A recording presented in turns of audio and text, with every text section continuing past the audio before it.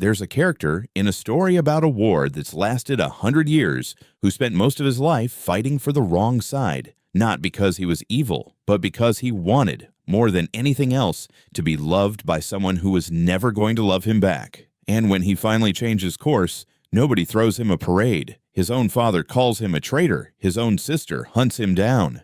The people he's trying to help don't trust him for a second, and honestly, why would they? He does it anyway. His name is Zuko, and today you're going to find out what he understood about redemption that you, with a much smaller mess to clean up, still refuse to understand. Think about the last time you knew clearly that you were on the wrong side of something. A friend group built on gossip, a job that asked you to compromise something you actually cared about, a relationship where you'd become someone you didn't like, and you stayed anyway, because leaving would have meant walking away from approval, comfort, or belonging you weren't ready to lose. Most of us do this quietly, for years, without ever facing anything close to what Zuko had to face to finally walk away from his. Before he became a banished prince chasing a myth across the world, Zuko was a 13-year-old kid sitting in a war council he had no business being in, listening to a general propose using new recruits as bait to buy time for more experienced soldiers.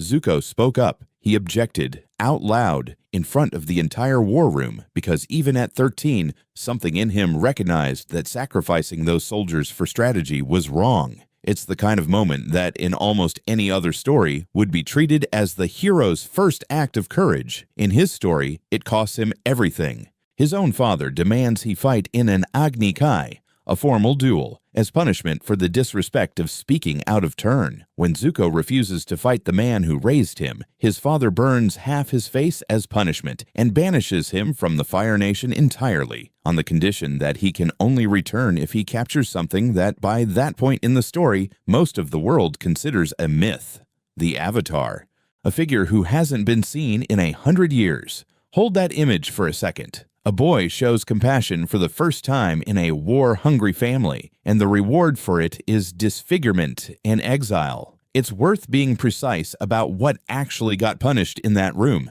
because it's easy to skim past. Zuko wasn't banished for failing at something, or for being weak, or for breaking a rule out of laziness or defiance. He was banished for caring about people who weren't in a position to protect themselves. The exact instinct that, in almost any other context, would be called good character. His own family's response to that instinct was to treat it as a flaw serious enough to disfigure and exile him over. That's the environment his entire concept of honor gets built inside of from that point forward. One where compassion gets punished and obedience gets rewarded, no matter how cruel the thing you're being obedient to actually is. For years afterward, Zuko sails from port to port with a skeleton crew and his uncle Iroh, hunting a rumor. He grows obsessed, not with power, not with conquest, but with the idea that finding the Avatar is the only thing that can undo what happened to him. If he can just complete the impossible task, maybe his father will finally look at him the way a father is supposed to look at his son. He fails constantly. Other, more powerful people keep beating him to the Avatar, humiliating him publicly, mocking the son who got sent away for nothing. His own uncle spends years quietly trying to show him another way to live, one that doesn't depend on his father's approval at all, and Zuko, for a long time, refuses to hear it. You already know people like this. Maybe you've been one. Someone who keeps trying to earn love from a source that was never built to give it, convinced that if they just try one more time, prove themselves one more way, the person withholding approval will finally change their mind. Zuko spends years of his life this way, chasing a prize that was never really about the Avatar at all. It was about a father who was never going to be satisfied, no matter what he brought home. There's a specific kind of exhaustion in this that's worth naming, because it doesn't look like exhaustion from the outside. It looks like ambition. It looks like drive, like someone who just won't quit. But underneath it, in Zuko's case, it's actually a person who's outsourced his entire sense of worth to someone else's approval, and who can't rest, can't feel settled, can't consider himself finished with anything, because the finish line was never really his to define. It belonged to his father, and his father kept moving it, on purpose or not, every time Zuko got close. Eventually, Zuko does get close to what he wanted. In the middle of the story, he ends up back in the Fire Nation's good graces, working alongside his sister Azula, chasing the Avatar again, this time successfully. He helps capture him. He gets, for a brief moment, exactly what he spent years chasing: his father's approval, his old life back, his honor restored, and it's hollow. Immediately, visibly hollow. He can't sleep. He's haunted by what he did to get there, by the people he betrayed to earn it, specifically his uncle, the one person who never once demanded anything from him in exchange for love. This is the detail worth sitting with. Zuko gets the exact thing he spent years telling himself would fix everything, and discovers almost instantly that it doesn't fix anything at all. The approval he finally receives doesn't feel like relief. It feels like guilt wearing the shape of a reward. Have you ever finally gotten something you'd convinced yourself you needed? The promotion, the relationship, the reconciliation, only to feel strangely empty once you had it, because the thing you actually needed was never the thing you were chasing. There's a specific betrayal buried in this moment that's easy to miss underneath the bigger political stakes. To get back into his father's good graces, Zuko has to abandon the one relationship in his life that never once asked him to perform, earn, or prove anything: his uncle Iroh. Everyone else in his life made love conditional. Iroh never did.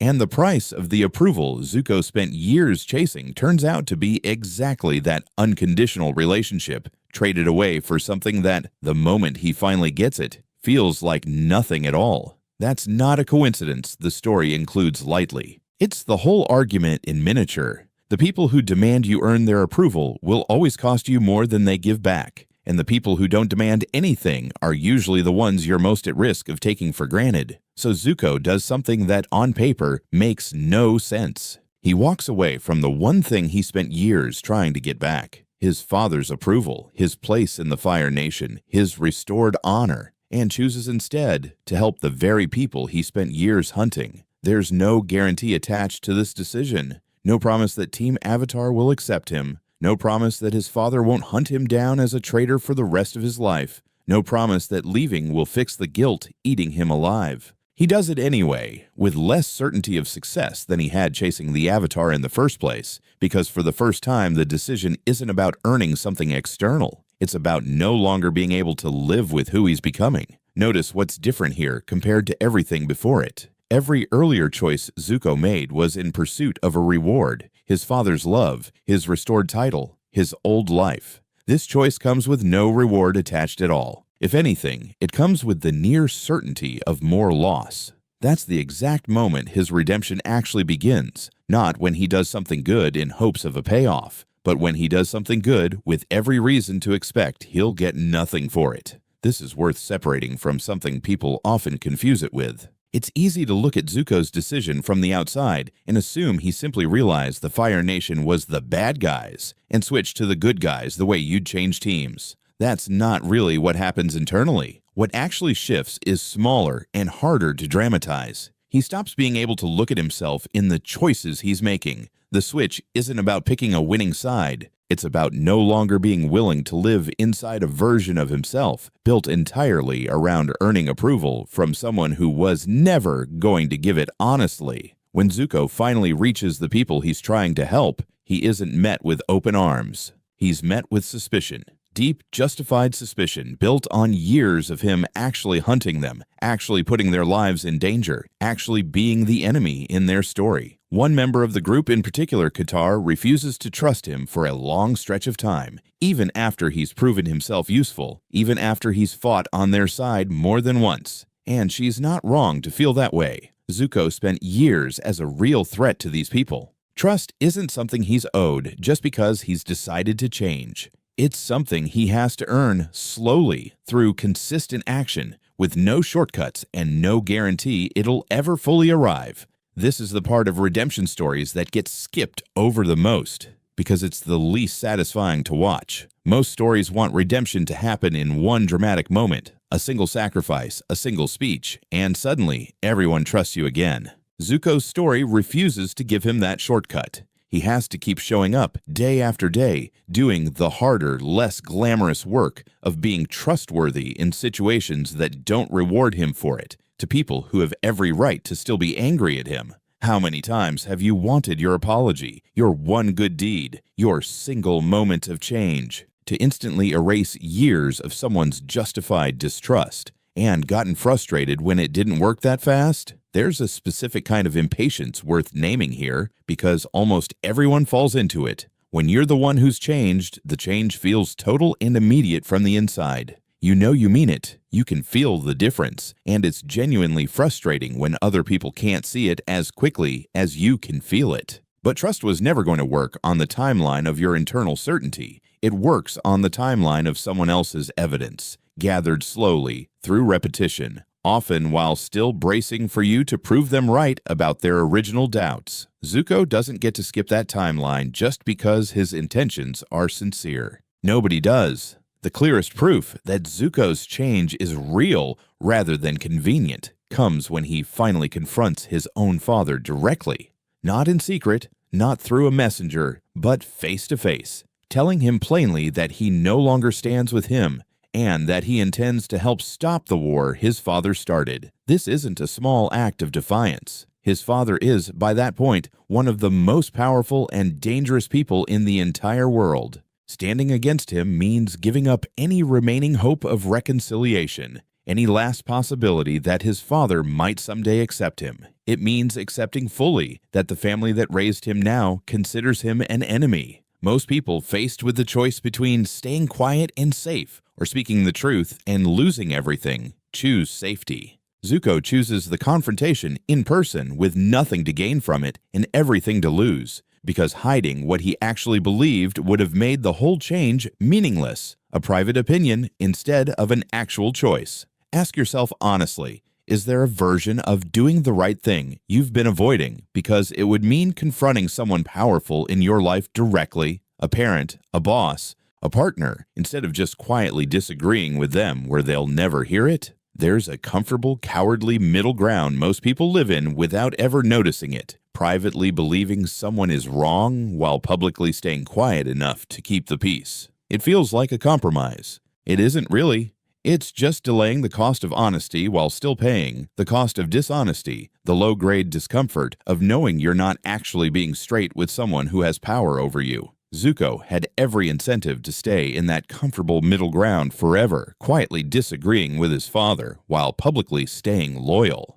The fact that he doesn't, that he forces the confrontation out into the open with nothing to gain from it, is what turns a private change of heart into an actual act of redemption instead of just a secret. Here's where most people misunderstand what a redemption arc actually requires. They think it means one big turning point, the speech, the sacrifice, the dramatic confrontation, and after that, you're simply redeemed. The story resolved, the past settled. Zuko's arc argues against that constantly, even after standing up to his father, even after joining Team Avatar, even after fighting on the right side in battle after battle. He still has moments of doubt, moments where the old temptation to seek his father's approval flickers back. Redemption, for him, isn't a switch that flips once. It's a choice he has to keep making, repeatedly, under pressure, long after the dramatic turning point has already happened. Real redemption, the way Zuko lives it, isn't, I changed once, so now I'm good. It's, I have to keep choosing this every day, even when the old pull toward what I used to want hasn't fully gone away. Can you sit with that same discomfort in your own life? The idea that changing isn't a single decision you get credit for once, but something you have to keep re-choosing, especially in the moments nobody's watching and the old habit would be so much easier. This is probably the least glamorous truth in the entire story and also the most useful one. We love the version of change that happens in a single cinematic moment because it's satisfying to watch and easy to imagine for ourselves. One good decision and you're done, transformed, credited. Real change looks much more like Zuko's actual arc. The old pull doesn't vanish, it just gets quieter, and staying on the better path means choosing it again on some random Tuesday when nobody's paying attention, and the reward for doing so is exactly nothing. Near the end of the story, in the middle of the final battle, Zuko makes a choice that becomes the clearest proof of everything he's changed into. He steps directly into a lethal attack meant for Katara.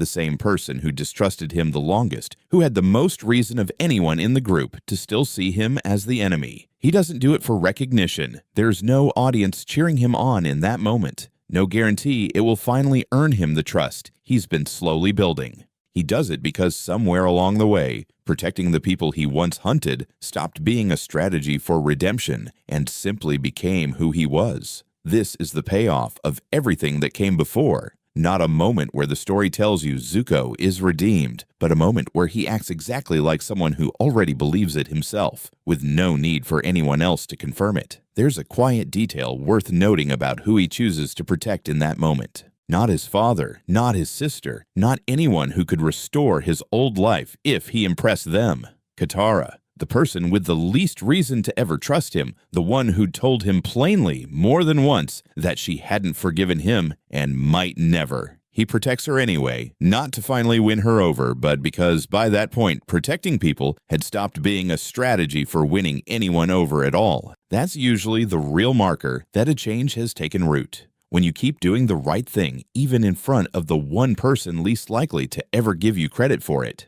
Now forget about Zuko for a second and think about you. Think about the version of yourself you know you should become. The person who apologizes properly instead of getting defensive, who shows up consistently instead of only when it's convenient, who confronts the person actually causing the problem instead of complaining about them to everyone else. Think about how long you've been waiting for the right moment to actually become that person instead of just deciding to start. Zuko had a father who would never approve of him, a sister actively hunting him, and an entire nation that considered him a traitor the moment he changed sides. He still chose the harder path, with far less certainty of success than you have right now, over anything you're currently avoiding. And you, with obstacles that are almost always smaller, keep waiting for guaranteed forgiveness before you're willing to try changing. Keep waiting for people to trust you again before you're willing to put in the consistent work that earns trust in the first place. Keep telling yourself you'll become better once circumstances are less complicated, once the people around you make it easier, once there's less risk involved. There won't be a moment like that.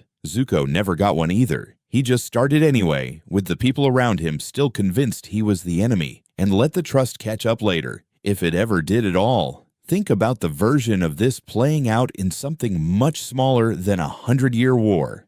The friend group you know you should distance yourself from, but haven't, because leaving means giving up the comfort of belonging somewhere, even somewhere that isn't good for you. The habit you keep defending in front of people who call it out, because admitting they're right would mean actually having to change it. The apology you've rehearsed 100 times in your head, but never said out loud, because saying it means accepting you might not get forgiveness back in return. Zuko's version of this cost him a father, a sister, and a nation. Yours is probably asking for much less, and you're still negotiating with yourself about whether it's worth it. Zuko isn't redeemed because his father finally forgave him.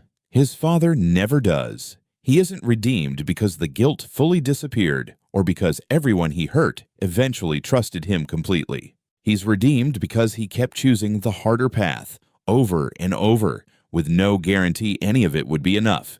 And eventually, that choice became who he actually was, whether or not anyone else was there to witness it.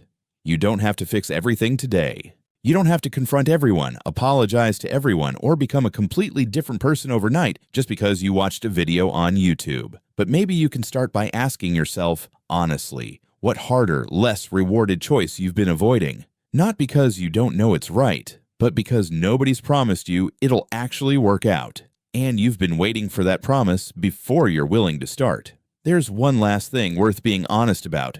Because redemption stories tend to get flattened into something cleaner than they actually are. Zuko's father never comes around. His sister never fully does either. Some of the damage he caused simply doesn't get undone, no matter how much he changes afterward. And the story doesn't pretend otherwise. That's probably the most useful, least comfortable part of his arc to actually take with you. Changing doesn't guarantee you get the relationship, the trust, or the reconciliation you're hoping for on the other side of it. Sometimes you do the right thing, and the people you did it for still don't come back. Zuko chooses the harder path anyway, knowing that. Maybe the version of change worth aiming for isn't the one that promises a happy ending. It's the one you'd still choose, even without any guarantee of one,